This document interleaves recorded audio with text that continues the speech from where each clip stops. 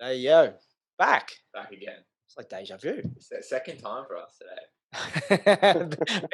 Been around a little bit. I'm absolutely thriving. Yeah. I could do 5 more. That's all good.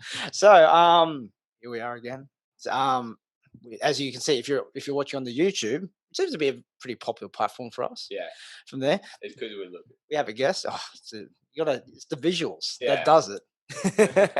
So, I guess as you can see there, let me introduce him. So I'll just do the roll sheet of everything that he's done, and he's done quite a bit.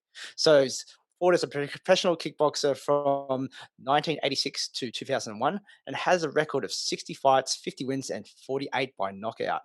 There, he held the WKA East Coast Heavyweight title, WKA Commonwealth Heavyweight title, ISKA's Commonwealth Super Heavyweight title, WKA Cruiserweight World title, WKA Intercontinental Heavyweight title, and WKA World Heavyweight Full Contact title. It is the man himself, Grant the Bomber Barker. How are you today, sir? How you going, guys? Good, mate. It's good to have you on, actually. Yeah. It's Oh, good. it's awesome to be on here, mate. I'm quite excited. It's I'm good. one of the originals from our lineage, really. Fighting for Double Dragon today. It's yeah, you kind of one of the pioneers from our side. Yeah, mate. We were there a long time. It was the old days, yeah. That's great. So let's just take a little bit more like to the beginning. So, like everyone that we first have on the podcast, we want to know the backstory. We don't want to know what drew you first to martial arts, what martial art was it, and then we'll go into like how you basically became a world champion. Yeah, no worries, mate. Look, that's I get asked this question a bit, mate. I actually became a doorman in King's Cross, and I need to learn how to fight a little bit better. Obviously in there. And the guy said to me, "Oh, mate, you need to go and go to see Mick Spinks." And I said, "Oh, who's Mick Spinks?" And he said, "Oh, mate, he's got this gym over in Kingsford." So I went there, mate, and I just love the sport and love the way Mick trained us. And it was we're in this old gym in Kingsford, a corrugated iron roof. It was brutally hot in summer, freezing cold in winter. We just learned to train real hard, mate. And that was basically how I got into it. So it's like so it's unlike other stories where people started like a young age in martial arts and kind of progress from there.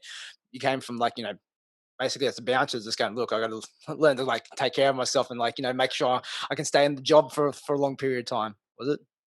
Correct, Shane. Correct, mate. I think I was 23 years old. I was a football player, Hmm. and thought I was pretty tough, and that sort of stuff, but I wasn't really.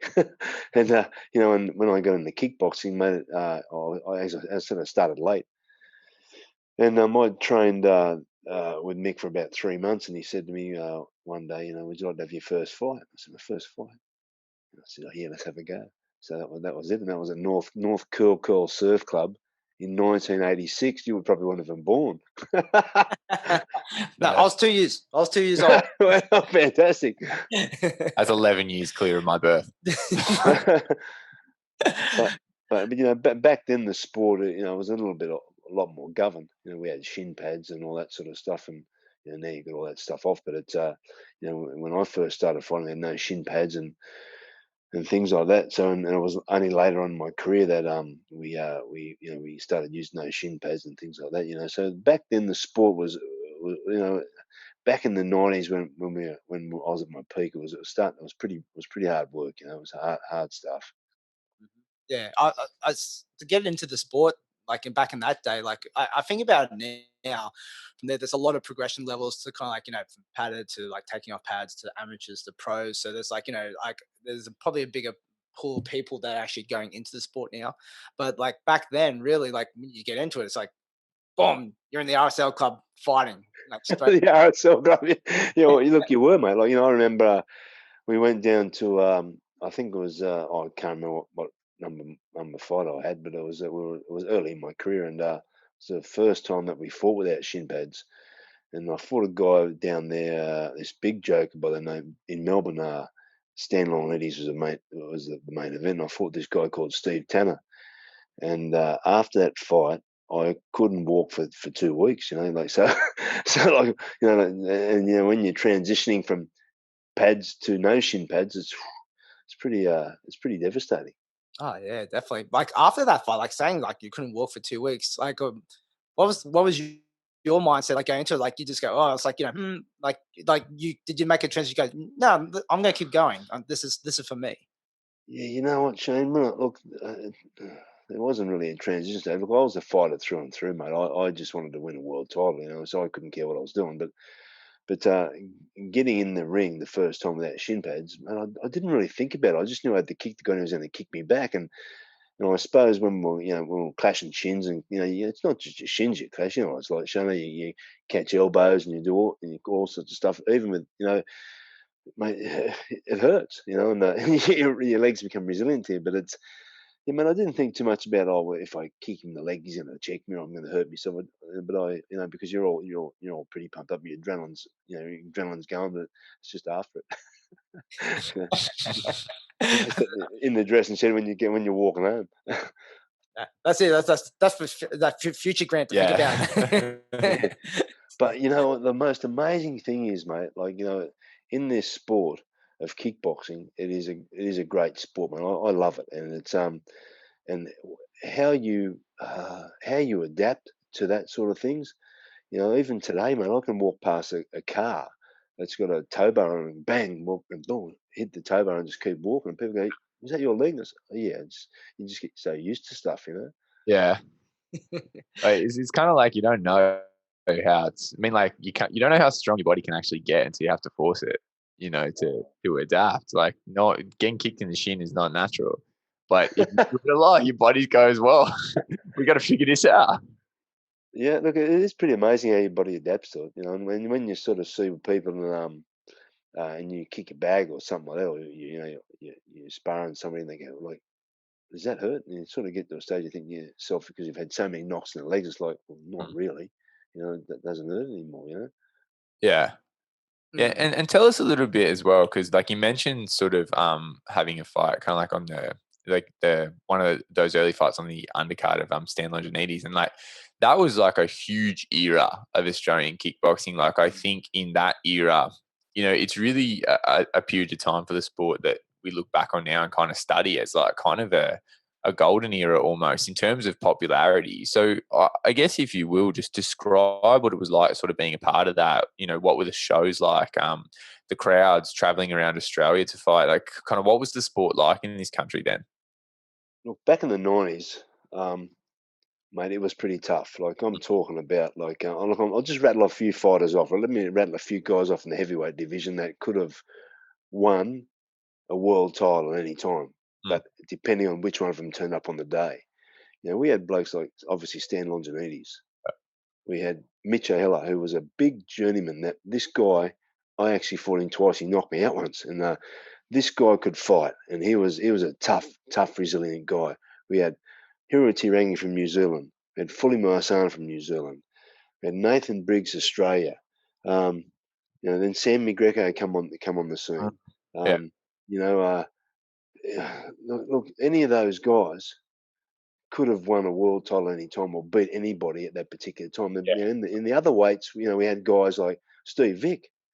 We had Ian Jacobs, we had Ronnie Dew, we had Alex Toohey. Mate, there's hundreds of guys that I could just keep rattling off. But we all used to fight on the, we had a promoter called Marie Stratton that done a lot of shows up at Jupiter's Casino. And Stan was always the main event because he was a world champion. And those fights, like, mate, to describe that, walking out to the ring in those particular days of that era was just amazing. It was fully covered, on media coverage and things like that, and it was huge. And we had Christopher Cronus and Tarek Solik in Melbourne, where they used to pack out the festival hall with 7,000 people. And like 7,000 people in a fight. Stan was normally main event there. Yeah. But mate, that day, that era was just amazing. Like we had lots of guys that won world titles. Ian Jacobs was just a freak of nature. That guy was just an amazing fighter. Yeah. We had, as I said, about Steve Vick, Ronnie Dew, all those guys, and they did battle. I remember, and I forgot this guy, Paul Grimer. I commentated a fight with Paul Grimer and Steve Vick, and Paul Grimer, without a single doubt, I'm going to say this to you guys, without a single doubt, was one of the toughest guys I've ever seen. Now I was on that ring apron commentating him and Steve Vick. I just couldn't believe Paul Grant was one tough man, and Steve Vick sort of gives him. So all those guys in that era were just exciting fighters. Every promoter would have those guys on there because the way they fought, they were just resilient, they were tough. And they just kept coming forward, and it was just as soon as you saw someone like Steve Vick's fighting, or Ian Jacobs, or Stan Longinidis, or Sam Greco, you just wanted to go and watch those guys, Mhm, definitely. So, like, going into your world title fight, there's like, can you talk run us through, like, who you fought, the actual experience, well, in the ring, and like and like, yeah, like, how did you feel afterwards? Like, really achieving your goal as being a world champion. Oh, Shane, that's it, mate. That's a great question, and I'm going to give you a real good answer on that one. I fought a guy from the UK because, mate, look, I my Mick Spinks, my trainer, believed in me a lot more than I believed in myself.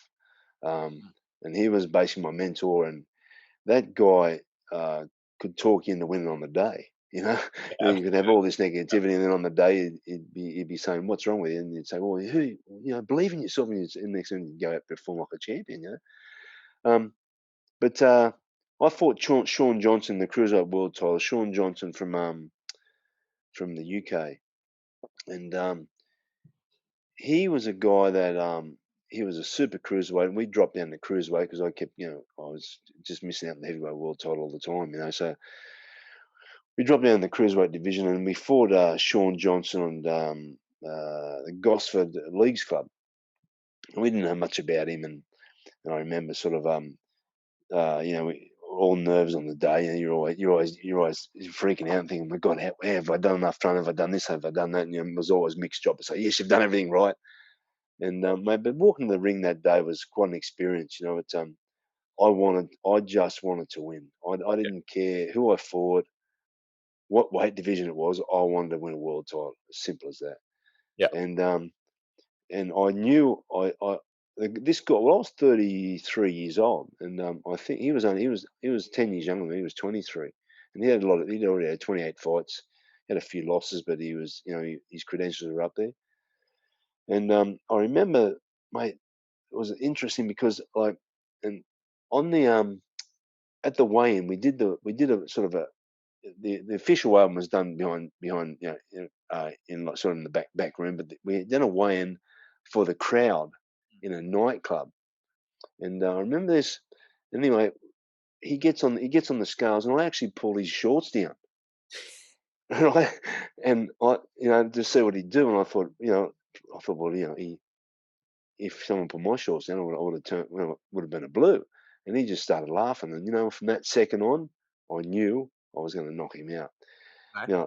On that day of that fight also, I was about a kilo overweight. So they put me in the sauna, and they said to me, "Look, you can't go in the sauna." I said, "Why not? Why can't I go in the sauna?" They said, "Sean Johnson's in there." I said, "I'm going in the sauna.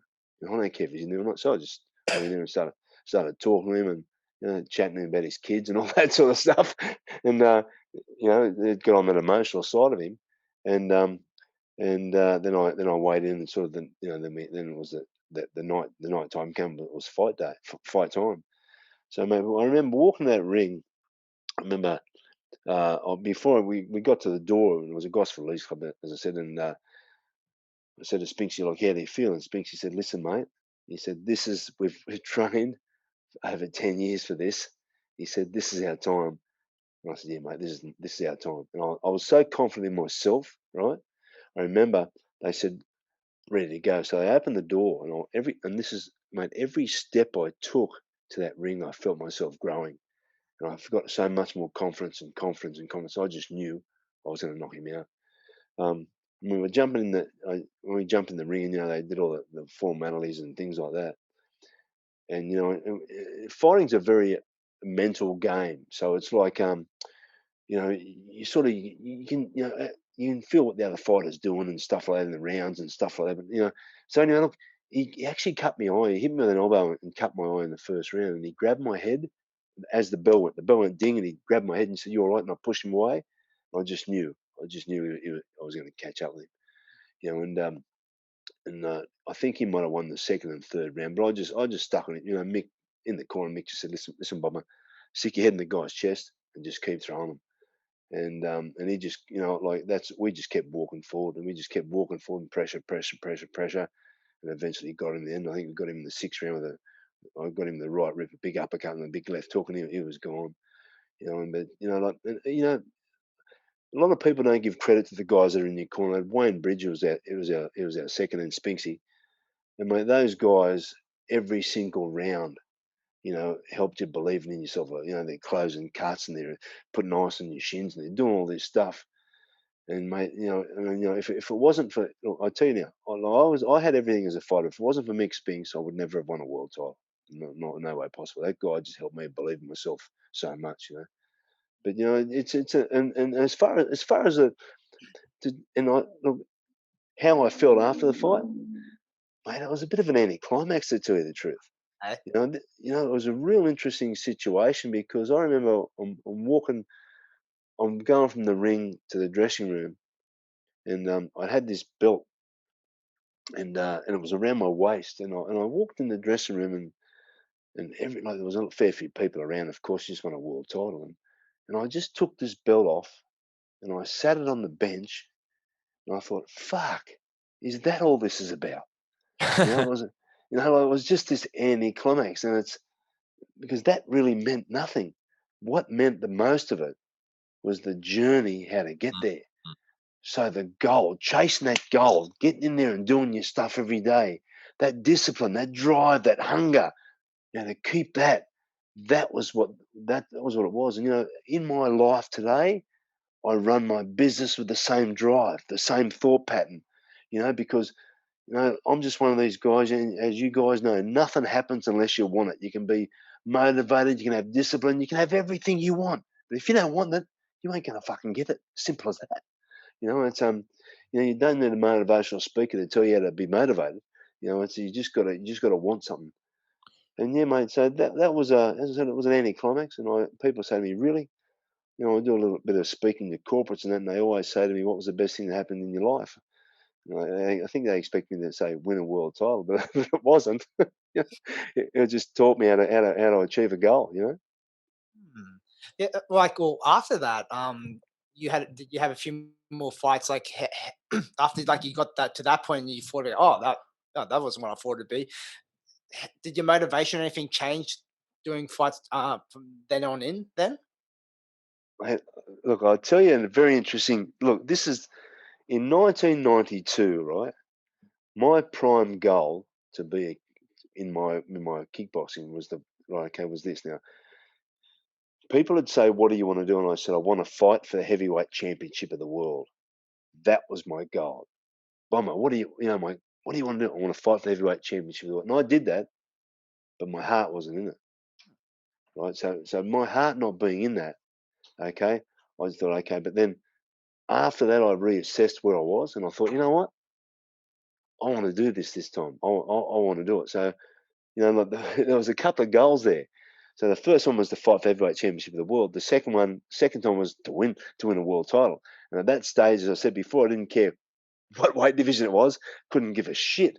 I just fucking wanted to fight, wanted to win one this time. And after that, Shane, my heart was in no fights after that. You know, because I couldn't. I was like this ship in the ocean looking for somewhere to anchor myself. I couldn't actually distinguish what I wanted. You know, and really I should have retired because I'd achieved what I wanted to achieve. You know, and it was like the first time in '92 when I wanted to fight for a heavyweight championship of the world. Well, I did that. That was my goal. It was never to win it. It was just to fight for it. You know, and so mate, you know, it's a funny industry, and I can understand why you look at guys like, okay, I'm going to use this guy as a reference, right? Roy Jones Jr. Antonio Tava beat him back in '03, and then he got knocked out by lots of people. But you know what he said on an interview? He said, "I just get a buzz out of going to the ring." So that was his drive. That was his buzz. You know, it just so happened that when he got in the ring, he was really good at it. And that's sort of how it goes, mate. You know. So do you think, you know, I'm always interested to hear, you know, about kind of successful fighters' mindsets.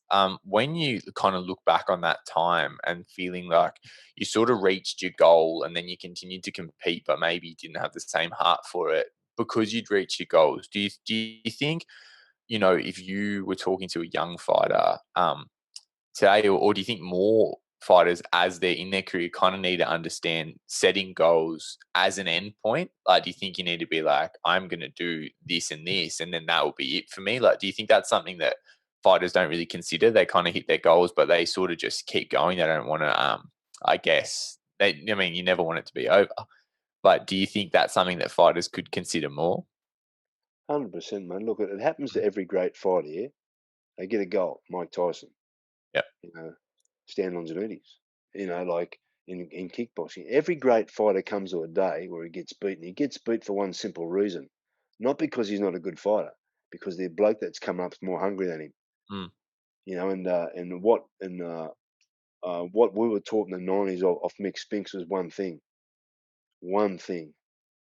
We had to train like brutal animals, and that's what kept most of our hunger. Yeah. We felt that pain, we felt the drive, we felt, hey, if you're going to quit here, you're going to quit in the ring, and that's what it's about. But but I think what I'm getting at is nobody really teaches a fighter if they've lost their hunger. Yeah. And that's what it is. And I don't care what sort of fighter is, how good the fighter is. Someday somebody's going to come along and kick your fucking ass. Simple as that. And you'll go out of the ring like I did and go, wow, how did that happen? That guy wasn't that good, but he fucking was, because he was better than me. You know what I'm saying? And he was hungrier than me. And that's all it is, mate. And each time I look at the sport, you can have the most ordinary fighter in the world beat the most brilliant fighter in the world. It's nothing to do with skill. Nothing at all in this industry to do with skill. That's bullshit. What it's down to is how bad you fucking want it. And if you want it that bad, mate, it's like the old saying in the fight industry: chins come and go. So if you're a hungry fighter, you can get hit on the chin with a Mack truck and just keep walking forward. It doesn't hurt you. But if you're not hungry, you get hit on the chin with a mini motor and you go down. And that's all because of how bad you want the shit. Huh? So I'm interested to get into that. I've got a few questions kind of on this line of thought. I guess, so you talk about maintaining your hunger by sort of just training really hard, training brutally. I guess, do you think kind of having that want, having that desire in a fighter, it's just something that is there or it isn't? Or do you think it's something that, that there's practical steps to maintain? You know what, man? I'm old school. I don't think there's any practical step to maintain it. I just think, you look at something and you just want it. And other people, and look, hey, a guy might just want a world title. A guy might want to buy a house. A guy might want to buy a car. A bloke might want to get married. Everyone's got a certain goal in life, right? Yeah. And you don't know what it is until you see it. And when you see it and you feel it, you sleep it, you breathe it, you shit it, you train it, you do everything relating to that goal. Simple as that. Now, there's another thing in this also. You talk about that. In a fighter, there's two sorts of fighters in life. There's a fighter that puts his head on the line and goes forward and says, you know what, man, I'm here. Let's get this shit on. Then you've got the technical fighter. So the guy that goes forward and he's banging you, that's a real fighter that's willing to give everything. They're the dangerous men. Yeah. So you have that mindset, a fighter's mindset. They're hard to beat. But look, it's just I go back to this all the time. You can ask this question to me hundreds of times.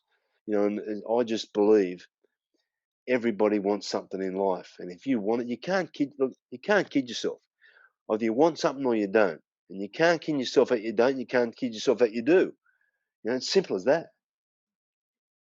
Yeah, and you've probably seen it a lot in your fight career and seeing other fighters as well, that you see a lot of talented people really come through and you just go, God, this guy could be a world beater, but they just don't have that motivation to actually push themselves in training. And then you get someone else that you probably that you see that's it is okay, but he works so hard for it that he makes up the gap as well. So so like, as you see it from there as yourself, like, for you, were you naturally gifted as as a fighter, or you just like go look, I got to put the hard yards in all the time to actually make up the discrepancy that I might not have as like, as someone that's like more technically good, technically better than me. Look, Shane, I tell you, that's a great question, mate. I'm going to answer that with this. I had everything I wanted, mate. I had power. I had toughness. I had resilience. I could take a shot. I had everything I ever wanted as a fighter. I went to the gym. I would spar world champion boxers, right? But you know what my problem was in my career? Self-belief. So okay, now I'm going to give you a little story on this. There was a guy that I know called Vince. I've got no idea what his last name was. He come to the gym to train kickboxing, right, to lose weight and get fit. That guy was the most brutal sparring partner I'd ever had in my life. But he didn't want to fight. He just didn't want to fight. He just like sparring, And so there's blokes out there that are good guys, but they just don't want to go any further. And again, that Vince had self-belief when we were in our sparring sessions, but he just didn't want to go to the next level. So, mate, answer the question about myself, 100%, mate, I had everything I ever wanted. I was a power puncher, a serious power puncher. Mate, I just knew I just had to land somebody. But mate, there is something else in my career that I haven't actually told people. That not a lot of people know, but man, I'm actually vision impaired, man. I've only got 5 degrees peripheral vision. I fought my whole career like this, mate. It's and like I cope very well in life, but it's quite interesting, mate, because no one knows that sort of situation. So, but I'm not saying I got beat because of my vision impairment. I'm just saying, well, back then, they found this eye disease in '89, but back I just thought I was normal. So if you don't worry about it, it doesn't really bother you, does it? So. Crazy. I know it's crazy, mate, but it's it's an interesting situation. Not a lot of people know. Spinksy knew my eyes are pretty bad, but other than that, mate, I just cope with life, mate. That's a go, I can relay. I'm blind as a bat too. It's hard work, mate. But I guess that's like it when you can pull up YouTubes of Grant's fight. If you're watching YouTube now, you can toddle away a little bit or open up a new Open up a new tab, type in Grant the Bomber Bark, and you'll see some great fights there. But you saw your style as well. It was in your face, just like just pressure, putting those punches in, just ripping shots away from there. So and I guess as you said, with your vision impairment, it kind of makes sense, doesn't it? 100%, Shane. 100%, mate. You had to stay in close, and but mate, but like I think with my style of fighting, Spinksy was pretty smart, mate. He's a great coach. Great coach. Amazing coach. And he sort of made my style around. I don't know whether he actually knew how bad my eyes were, but he just made my style around what I was doing. And mate, I was a great in close fighter, mate. And mate, I could bomb blokes out with give me 10 centimeters of right hand, I can bomb you out. But relating to that, my Mick worked for hours and hours and hours on my punching style, and how to get away from stuff, because if you notice with my eyes, when I was out further, I always get toweled up when I was out further. But he used to come back and sit in the corner and say, "Mate, get in close, put your head in his chest." That's what I keep telling you. Get in there, get in there. We sometimes do a bit of punishment getting in there. When we got in there, we just had to do our best work, Yeah. Speaking about Mick Spinks from there, your first meeting with was there did you guys just gel straight away? This guy's a hard worker. I know, knowing Mick for a long time, if you put in the work, he'll give you everything he's got. In terms of putting his teaching to you. Did you guys just hit it off straight off the bat?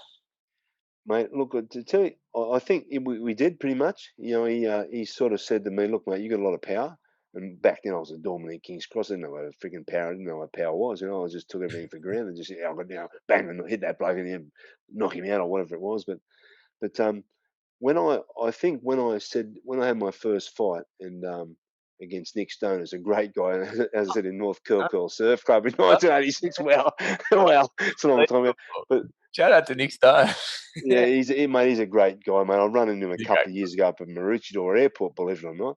But you know, and mate, and I think after that fight, I think Mick knew I was a heavy puncher, and I said to Mick, now after that, this is fair dinkum, guys. After that, I got such a buzz out of that. And don't get me wrong, I was as nervous as anything, but I said to him, I want to be a world champion, Spinksy. And he said, mate, do you know what's involved in that? And I said, no. And he said, well, mate, we've got some work to do. And from that minute on, I didn't need Mick to ring me up or have to understand. Well, I've got to do something. I just started training. I didn't even know what I was doing. I was sprinting up hills, doing all this crazy stuff, doing weights, doing all this crazy stuff. But I just gelled to the training, and you know, and the most enjoyable. This is the most enjoyable thing of my career was learning how to train super duper hard. That's what Mick Spinks taught me. So the rest of it just fell into place, you know. And you know, he never had to worry about my fitness, so it wasn't. Oh, I've got to do this or that. I was always training, so he just had to. All he had to do was teach me how to fight, you know. And I suppose working in the cross and stuff like this, mate, you had no option. Like you had to. You couldn't let your mates down. So you had to learn had to get streetwise real smart, real quick, and learn how to throw some shots real quick, or you were just going to get smacked up. As simple as that, you know. I wanted to. I'm coming to you. Yeah, I think we're good now. Just a little bit loose on the cable. There you go, mate. Having some audio issues. So what I wanted to get into, just based off of, you said a couple of things that interested me there. And I know you're kind of doing. We're going to get into this in detail. I know you are doing some sort of mindset type of work, kind of passing your knowledge on. But one thing you touched on that's particularly of interest to myself as a fighter is the way that you said you had all the tools that you needed, you had everything you wanted, but self-belief was the issue. What I wanted to understand is why you feel fighters, you know, can really have but struggle to believe in themselves. Like why do you think that comes about in a gifted fighter, a fighter who trains hard? Why do you think self-belief is an issue when all the tools are there? What do you think kind of sort of factors in there? Look, you know what? I think, to tell you the truth, it's you look at it. What is the real world? Real word? Sorry, is it self-doubt? Is it fear? Is it disbelief? Is it not believing in yourself? Is it what is it? Is it motivation? Is it, you know? It's the same stuff, mate. It's the same thing, you know. And it doesn't matter whether it's a fighter, whether it's a sprinter, whether it's a basketball player. If they don't believe in their own abilities. Now, remember, our brains are, the human being's a smart thing. It's always going to protect itself, okay? Otherwise, if we were cavemen, we went over to a cliff that was 100 meters across, we said, well, we've got no fear, I'm just going to jump this, and we'd all die, so we'd all be extinct, right? So the end of the day is, that's going to be there with us all the time, okay? But to try and to beat that whatever you want to call it, that self-doubt, fear, whatever it is, to beat that, it's hard work. Because it's called, Spinksy used to call it the second voice, the second man in your head. Yeah. Right? He was always there, and you'd say to you, and someone would say to you, "Hey, Bomber, how you going, mate? You're gonna win your fight." You go, "Yeah, mate, I'm gonna smash him." Then you'd walk away thinking, "Fuck, am I?" Like, you know, the other little man in the back of your head, and you go, well, "Maybe I'm not." You know, and then you start questioning: Have I trained enough? Have I done enough sparring? You know, is my body okay? Have I eaten the right foods? Then you start breaking things down, but it was a lie in your head. It was just an excuse in your head that was just bullshit. It was just a lie, you know. And I suppose today, what I've got out of that today is I don't want to see anybody else go through that shit, because today I don't have that there, but I did back then, and it was hard work. And the days that I felt the most confident, right? I went to this hypnotherapist before the Cruiserweight World title fight, and I remember this crazy story. I went in a deep meditation with him, and I walked across the pedestrian crossing at Kirrawee, and I turned right to go down to my house. And I said to myself, I'm going to win this world title. And the second voice wasn't there.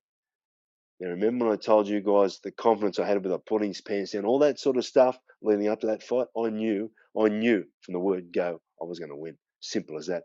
The first time I fought for a world title against Stan Longinidis, no way was I going to win. My head wasn't in the game, wasn't there. My self-belief wasn't there because my goal had stopped there. That was, I wanted to fight for the heavyweight championship of the world. That was it. That's all I did. You know. So, yeah, going from there, like you've now like put together something. Like, we had a little bit of a read of it as well, a bit of a book. So, was it the 7 principles of a champion mindset? That's Yeah, correct. yeah, how did that come about? Like, putting all those thoughts together and then like, bringing it to the masses. Jane, one night I was at home and I thought to myself, because I'm always thinking about training. That's my job, right? So I'm always thinking about stuff, and I think to myself, I'm going to write a book. I'm going to write an ebook. And then I started thinking about what my principles are as a person, as far as training goes, and what I went through, and what you need to do to become a champion, to have a champion mindset. So I just wrote those principles down, and over a few weeks, just added to each principle and just wrote it, and that was it, mate. And I got a proofread, and that was it, mate. I just there it was, and I look at crazy thing, but that's exactly what I work on today. I work with those principles today, and I have a product called the Champion Mindset Challenge, which I did one last week with 2 hours with about 10 people on Cronulla Sandhills. And I went through those principles there. And for those people to get through that crazy training day, they had to use those principles. And it's and mate, they're not just for training; they're for life. And you have a look at those principles; they're for life. That's how you achieve a goal. So it's like so at the moment now you're just like you're taking like small groups of people that are looking to like change their lives at the moment. Is that what you're doing? That's correct, Shane. I'll do that. I've got, as I said, I've got that my product, the Champion Mindset Challenge. I've also got Grand Bumblebucker training camps that are coming to fruition. The first one is February 2021, 26th, 27th, 28th of February. It'll be down at a place called Binnicrombie, which is right at the beginning of the dividing range, about 3 hours drive away. Right, and it's pretty cold out. It gets to -12 in winter and about 45 degrees in summer. Yeah, Jesus. So, and that we've got cabins down there, and it's boxing related, so it'll be a boxing camp. And I'm just going to teach people what I do every day, how I train every day, and to create a champion mindset. I believe that part of life, having a champion mindset in life, just doesn't relate to being a boxer or a kickboxer or a fighter. It relates to life. It relates to your relationship, not just with your wife, but to your kids, to other people. It relates to buying a house. It relates to everything. It's relating. The champion mindset is how you achieve a goal. They're the principles you need to achieve a goal, no matter what that goal is, no matter where your mind's set at, where your brain wants to go. That's what it takes.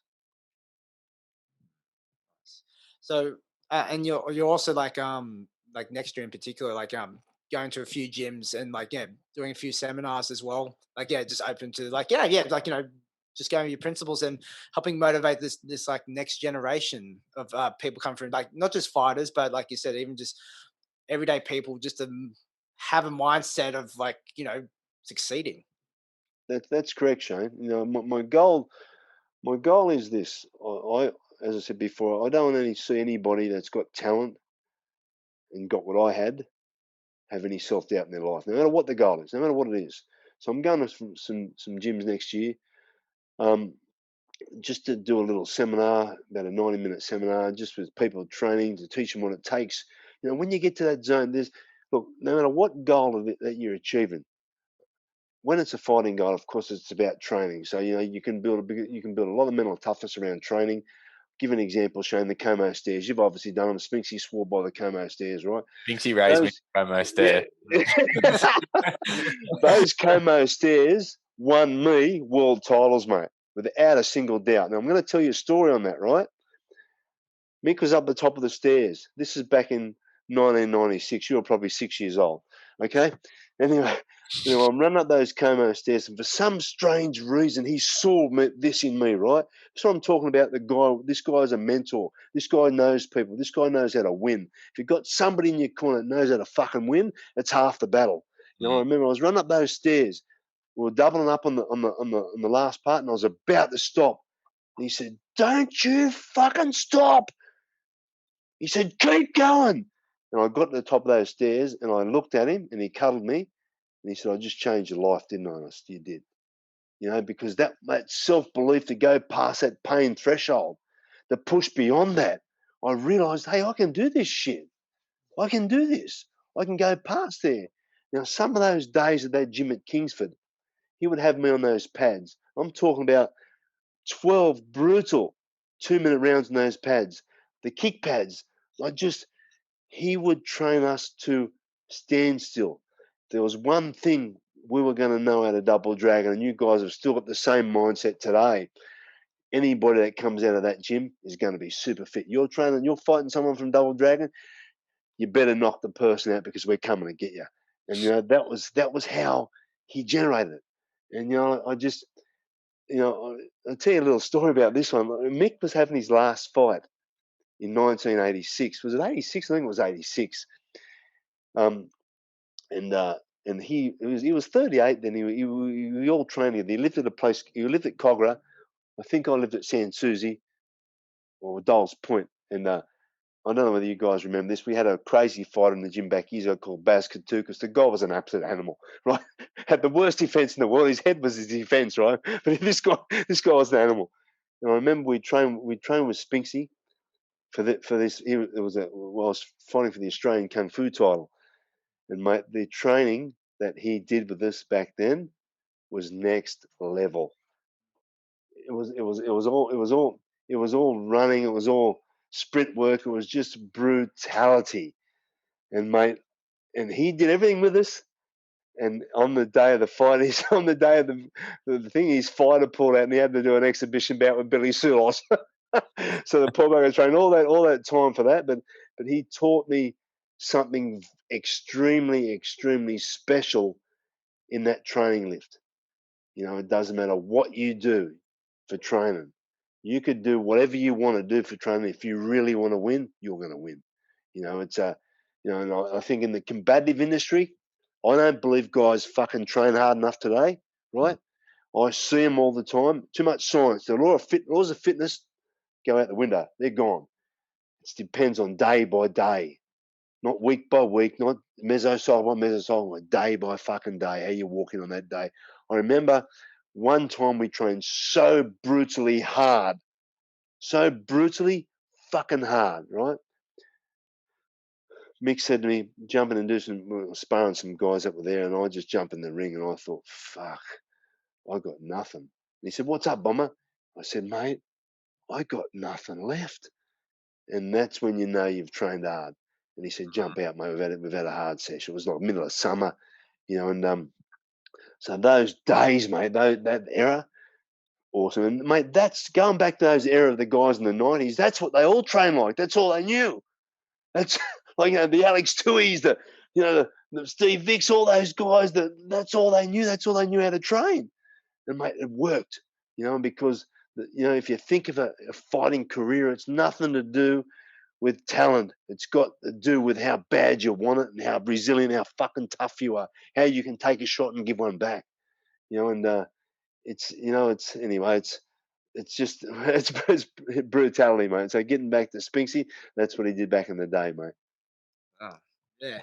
It's can you recall other than the title fight we talked about, for any other fights where you had to recall those brutal hard training sessions and draw upon it to kind of to carry you through the fight and and get the job done? Yeah, mate. Yeah, I can. I think I might have touched on Mitch O'Heller. The first time I fought Mitch O'Heller, okay, I wasn't training properly. I thought I was, and mate, I wasn't really focused that well, and my Mitch O'Heller caught me a big right hand in the end of the third round, and the fourth round, Spinksy through the toweling. I remember saying to him, "What are you doing?" He goes, "You want me to carry you?" Mitch O'Heller, probably not, you guys might know Mitch O'Heller, but he was a big joker, about 95, 96K, and could punch like a Mack truck. And anyway, the second fight that I fought Mitch O'Heller, I remember it was my first knockout loss, mate. and I was shattered, you know. And I remember I went to Spinks' place the next day, and him and his wife were there, Joyce, and he sat me down and he said, "Well, mate, what do you want to do, Bomber?" I said, "Fuck, man, I can't go on in my career and win a world title without fighting this guy again." Believe me, I was shitting myself when I was saying that. And he said, "Well, mate, you got to train, mate. We've got to get you super fit." And mate, that was the time that he introduced me to the Como stairs. I was a bit overweight, and he said, "Mate, this is where we start." And I remember that fight very well, mate, because you know, I'd done a lot of movement in that fight because I didn't want to get in the head by Mitchell Heller, of course. But you know, I remember I really had to pull what I had out of my heart. You know, I had to dig deep and pull something out. It wasn't just about.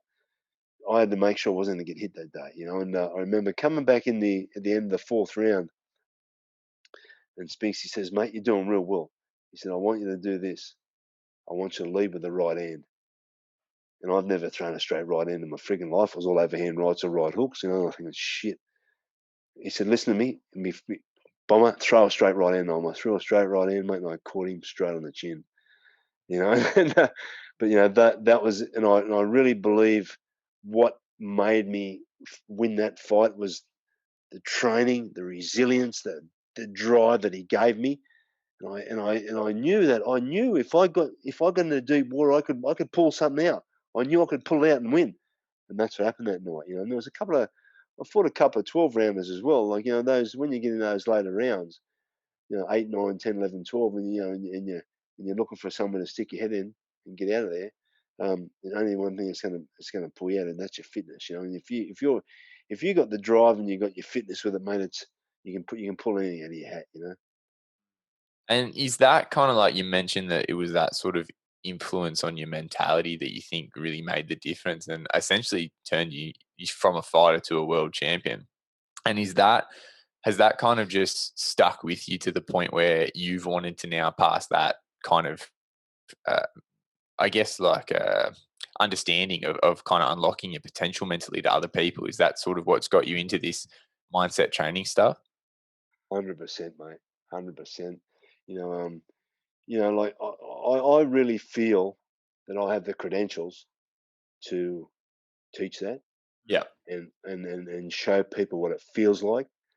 And so the only way I can resonate the feeling like that is training people. I get them into that zone, you know, because you know half the time we can go a lot further than we think we can. Mm. You know, but that's why 100%. That's why I want to teach this to young fighters, and not just to young fighters. I want to teach to everybody, Yeah. you know, because that's what it takes to go somewhere in your life. You know, it's you know, there's so many people today, you know, especially kids of today, they don't know, they haven't been taught how to achieve a goal, you know, and you know, but it's not that complicated. You just got to want it, and you just got to have the drive to get up off your ass and go and do it. You know, look, especially with a lot of these people that I talk to about having a champion mindset. If you think about it, right, having a champion mindset, you don't need discipline, right? You don't need that. You really don't need any of the principles. I'll tell you why. Because you just automatically do it. Mm. You just get up and you fucking do it. Just like I said to you when I said to Mick I wanted to win a world title. I didn't know how to win one. Had no frigging idea. Never really achieved the goal before in my life ever. But you know what? This mental part just took over and just I went and done it. You know, and that's sort of the drive that I want to teach people. Because if you look, I worked with these special force soldiers about 5 years ago, guys, and I did an event. It was called the Resilience. And it was a 48 hours with a 30K backpack on, walking all through Cronulla sandals, all over Cronulla, no food, no sleep, 48 hours being drilled by these commando guys. And I realized one thing. You get to a point in your life or your body gets to a point where it's fatigued, your brain starts playing bullshit games with it. But when you've got the ability to say to that second voice, piss off, mate, you're not even there, you're not even real, and you can beat that second voice, you can go as far as you want to go. I had these guys, man, I was 50 then, and these guys, half my age crying. I'm helping them. Come on, guys, we're going to get through this. We're going to keep going, because I'd been through the mental breakdown and so I'd been through that. I understood what it was, what that second voice was doing in my head. I didn't let him beat me that day, but they did. And I thought to myself, when I got back after 48 hours, they did a documentary, and I walked back into the gym.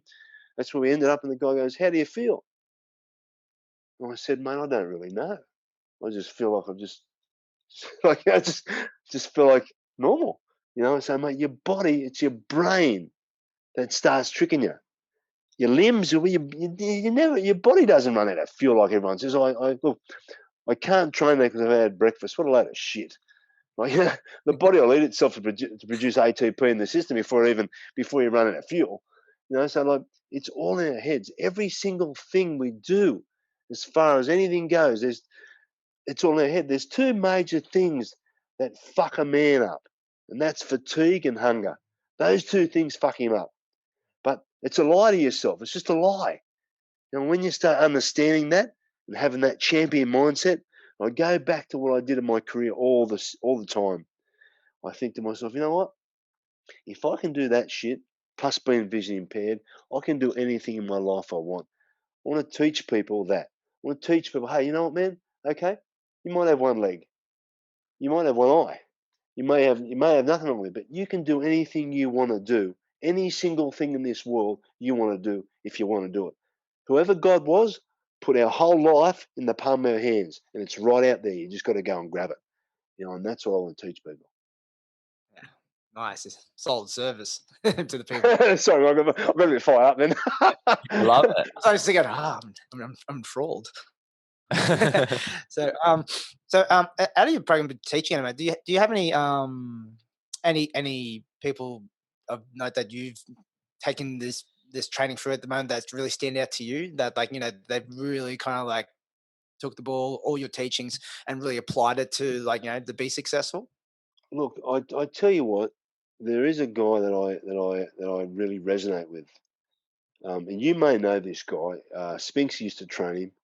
Bloke by the name of Chris Chan.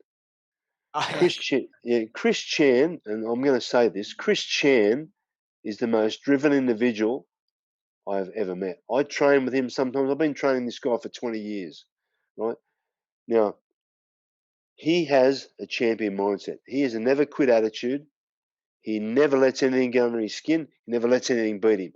That guy is one guy that people can learn off. He's an absolute legend. Yeah, he's done a lot, like, you know, fighting, like bench pressing as well, remember, and singing. I Was remember, he? yeah, he was like on the like one of, like, The Voice or something like that, or one of those type of shows. I remember.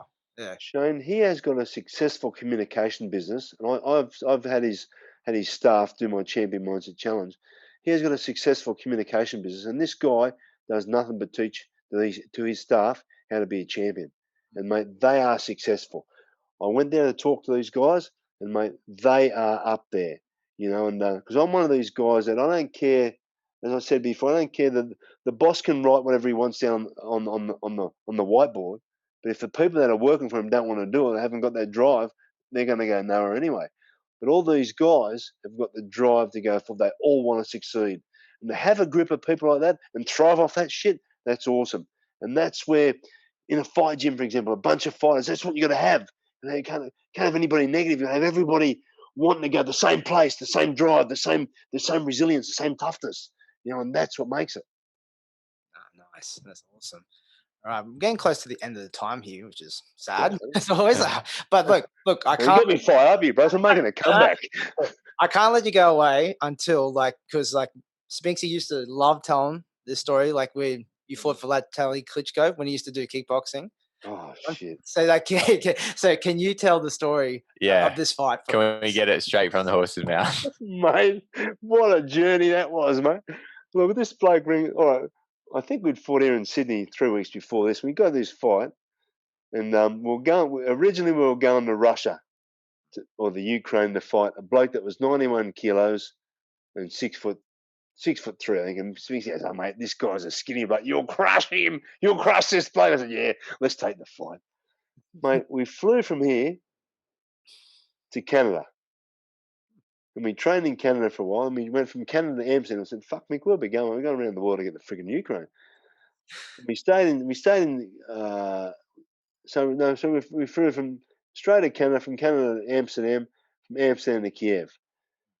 And mate, we get out of the airport, right? And so no one knows Vitali Klitschko used to have a kickboxing ring. He's the WBC World Boxing Champion, heavyweight boxing champion that used to be a kickboxer.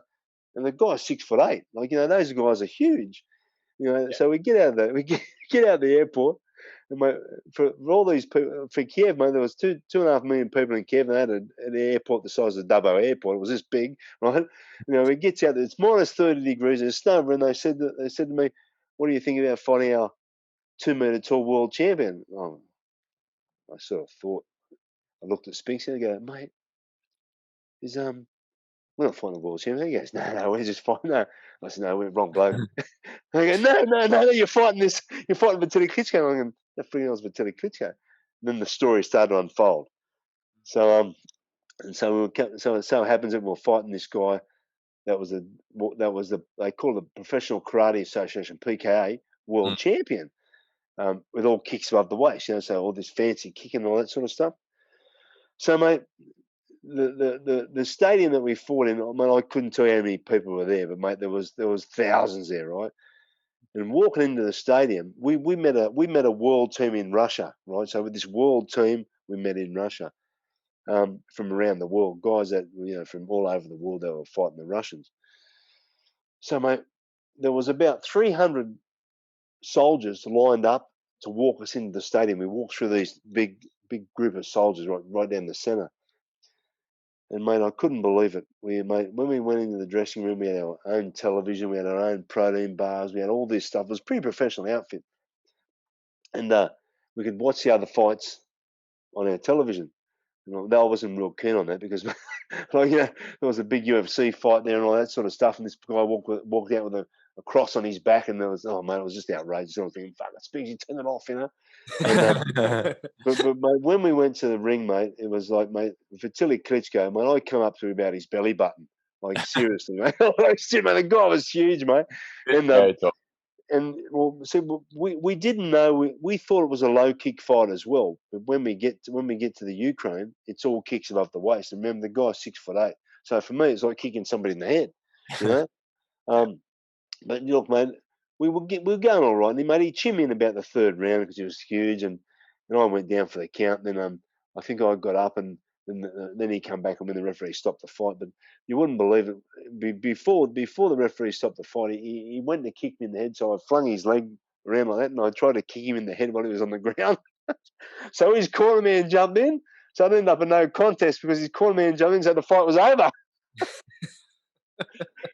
But mate, what an experience! Like in that fight, mate, the professionalism of that over in the Ukraine, mate, we're sitting in the corner. We're in the corner of the ring.